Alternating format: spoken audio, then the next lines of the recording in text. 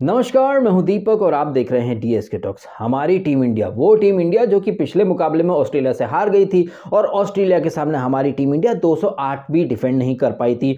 और उसके बाद भुवी की और हर्षल की बहुत ज़्यादा ट्रोलिंग हुई थी। इनफैक्ट भुवी की वाइफ को भी कूदना पड़ा उस ट्रोलिंग से भुवी को बचाने के लिए कि nowadays people are so worthless, they are just spreading hate in envy blah blah blah करके बहुत सारी बातें उन्होंने कही। कहने का मतलब है कि भुवी की जो वाइफ है मिसेस भुवनेश्वर कुमार, उन्हें भुवी की ट्रोलिंग बिल्कुल भी पसंद नहीं आई। दुनिया की किसी भी पत्नी को अपने पति की ट्रोलिंग कभी पसंद नहीं आएगी। तो डेफिनेटली फैमिली है वो सपोर्ट में तो कूदेंगी। अब ऐसा है ना भाभी जी, जैसे आप भुवनेश्वर कुमार की वाइफ हैं, आप उन्हें प्यार करती हैं, सपोर्ट करती हैं, वैसे ही हम सब भी भुवनेश्वर कुमार को बहुत ज्यादा पसंद करते हैं, सपोर्ट करते हैं। और भाभी जी, शायद आपको यकीन नहीं होगा, आपसे भी ज्यादा, हमसे भी ज्यादा अगर भुवी को कोई पसंद करता है तो वो होते हैं विरोधी टीम के बल्लेबाज। क्योंकि उन्हें पता रहता है कि अगर 2 ओवर में 50 भी चाहिए तो भुवी का दिल इतना बड़ा है कि वो आराम से बनवा देगा। और उसी भुवी की संगत में हमारा हर्षल पटेल, ये जो हर्षल पटेल है, ये भुवी को अपना बड़ा भैया मानता है। तो बड़ा भैया अगर 2 ओवर में 50 लुटवा रहा है तो भाई हर्षल वही करेगा ना, वो 2 ओवर में 60 लुटवा देगा। तो ये जो हमारे बॉलर्स हैं जिनकी ट्रोलिंग से भुवनेश्वर कुमार की वाइफ को बहुत ज्यादा तकलीफ है, मैं तो कहना चाहूंगा कि आगे के मैचेस में भुवी की और हर्षल की फजीहत हो।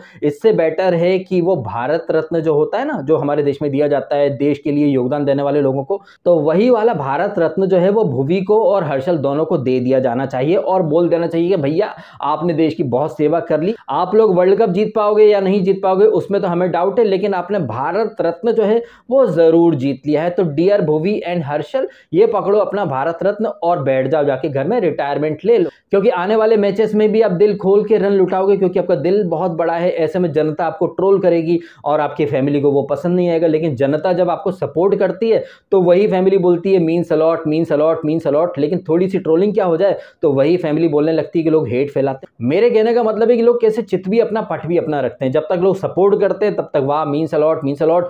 एंड जैसे ही लोग आपके परफॉर्मेंस को क्रिटिसाइज करने लगते हैं तो भैया वो हेट हो जाता है। तो लोगों ने अपने अपने हिसाब से नेगेटिविटी, हेट, इन सब की डेफिनेशन अपने हिसाब से तय कर ली है। अब कल रात का जो मुकाबला था जो कि नागपुर में था, जहां पर की बारिश इतनी हो रही थी कि 20 ओवर का मैच हो नहीं पा रहा था। हमको लगा मैच होगा नहीं, तो हमने पहले ट्वीट कर मारा कि भैया मैच अबेंडन हो गया। लेकिन जैसे हमने ट्वीट करा वैसे ही मैच शुरू होता है और इस मुकाबले में हमारी टीम इंडिया चेस करती है और चेस करके हम ये मुकाबला जीत जाते हैं। तो ये जो चेस करो और मैच जीतो वाला जो टेम्पलेट है ना, इसमें हमें बहुत ज्यादा कामयाबी मिली है। और इसी वजह से विराट कोहली को चेस मास्टर बोला जाता है, क्योंकि बहुत सारी इनिंग्स विराट कोहली ने चेस करते हुए खेली हैं जहां पर उन्होंने जबरदस्त तरीके से बैटिंग की, परफॉर्मेंस दिया। लेकिन कल विराट कोहली जो है वो परफॉर्मेंस ज्यादा दे नहीं पाए और 10 टूरी, आई थिंक 11 टूरी बनाकर आउट हो गए। लेकिन वो तो भला हो रोहित शर्मा का, जिसने की बॉल 1 से ही ठान लिया था कि भैया मुझे तो आज जीतना ही है, भले ही कुछ भी हो जाए, मैं तो छक्के चौके में ही डील करूंगा। और अनबीटन शायद 40 के ऊपर कुछ रन बनाए हैं और साथ दिया है डीके भाई ने, आते से ही छक्का चौका मारा, मैच खल्लास। लेकिन यहां पर रोहित से ज्यादा अगर कोई तारीफ डिजर्व करता है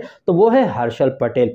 हर्षल पटेल ने मेक श्योर कर लिया था कि रोहित शर्मा या फिर विराट कोहली या सूर्य कुमार यादव को अपना टैलेंट दिखाने का मौका मिल जाए। अब भैया अगर हम आपसे एक बात पूछें कि अगर 8 ओवर में ये ऑस्ट्रेलिया सिर्फ 50 या 40 बना पाती तो मैच कितना नीरस, कितना बोरिंग हो जाता ना। तो ऐसे में पब्लिक बोर ना हो और मैच वन साइडेड ना हो जाए, इसके लिए हर्षल पटेल आता है और 2 ओवर में 32 रन लुटा जाता है। 16 का इकोनॉमी था उसका। हर्षल पटेल का दिल इतना बड़ा है कि 15-16 के नीचे तो वो बात ही नहीं करता। इनफैक्ट आपको याद होगा आईपीएल के एक मुकाबले में तो ये 1 ओवर में 37 दे गया था, जब जड्डू उर्फ रविंद्र जडेजा ने इनको ग्राउंड के हर कोने में पेड़ डाला था और 1 ओवर में 37 दे दिए थे।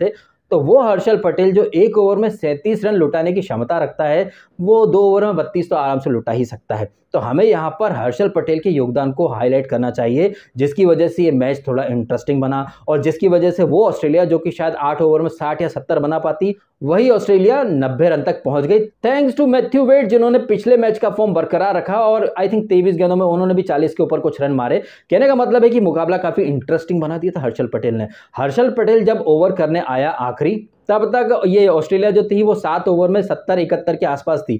हमको लगा था कि 1-2 चौके चले जाएंगे, 80 का टारगेट मिलेगा, लेकिन नहीं, हर्षल पटेल तो 19 देता है। उसके पहले जो ओवर किया था हर्षल पटेल ने, उसमें उसने 13 रन दिए थे। तो हर्षल पटेल ने कुल मिलाकर के 2 ओवरों में 32 रन दिए। यही अगर हर्षल पटेल 4 ओवर करता तो 64 रन आराम से दे देता। वहीं अगर आप दूसरी तरफ देखें, अक्षर पटेल 2 ओवरों में 13 रन दिए और 2 विकेट लिए। वहीं बुमराह ने 2 ओवरों में 23 रन और 1 विकेट, यानी कि अक्षर और बुमराह ने मिलाकर के 4 ओवर किए, 4 ओवर में 35 रन दिए और 3 विकेट लिए।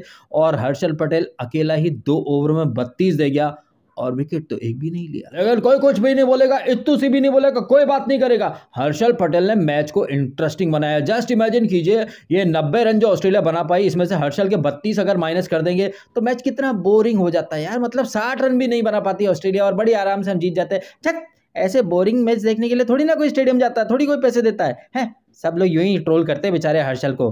वो नहीं होता तो मैच इंटरेस्टिंग नहीं बनता, समझो। हाँ, तो हर्षल पटेल एक बहुत ही उम्दा खिलाड़ी है जो कि बोरिंग एंड मोनोटोनस मुकाबले को इंटरेस्टिंग बनाने की क्षमता रखता है। मैं तो कहता हूं कि भुवी और हर्षल ना होते तो शायद हमारे जो बैट्समैन हैं उन्हें रन बनाने के मौके नहीं मिलते या फिर वो मैच विनिंग इनिंग ही नहीं खेल पाते। जिस तरीके से भुवी और हर्षल ने योगदान दिया है क्रिकेट को इंटरेस्टिंग बनाने में, उसके लिए ये दोनों भारत रत्न तो डिजर्व करते हैं। और इससे पहले कि दुनिया इनके अचीवमेंट को भूल जाए और इनके अचीवमेंट भी डायनासोर की तरह लुप्त हो जाए, उसके पहले इनके अचीवमेंट को एक्नॉलेज कीजिए, इन्हें सम्मानित कीजिए। वर्ल्ड कप मिले ना मिले, इन्हें भारत रत्न जरूर मिलना चाहिए भैया, वो भी पहली फुर्सत में। तो माननीय Modi ji, what are you waiting for. तो भैया ज्यादा कुछ नहीं बोलते ये वीडियो खत्म कर देते हैं। Dear Harshal, dear Bhuvi, thank you so much. और हर्षल तो आरसीबी मोड में चल रहा भाई साहब। अब आरसीबी मोड के बॉलर्स अपनी टीम को अब तक ट्रॉफी नहीं जिता पाए, तो वर्ल्ड कप का घंटा जिता पाएंगे। लेकिन हाँ, भारत रत्न जरूर जीत लिया उन लोगों ने। आपको इन तमाम बातों के बारे में कमेंट करके अवश्य बताइएगा। वीडियो अच्छा लगा तो इसे लाइक अवश्य करें। आपने समय निकाला, वीडियो देखा, आपका बहुत बहुत धन्यवाद। Thank you so much.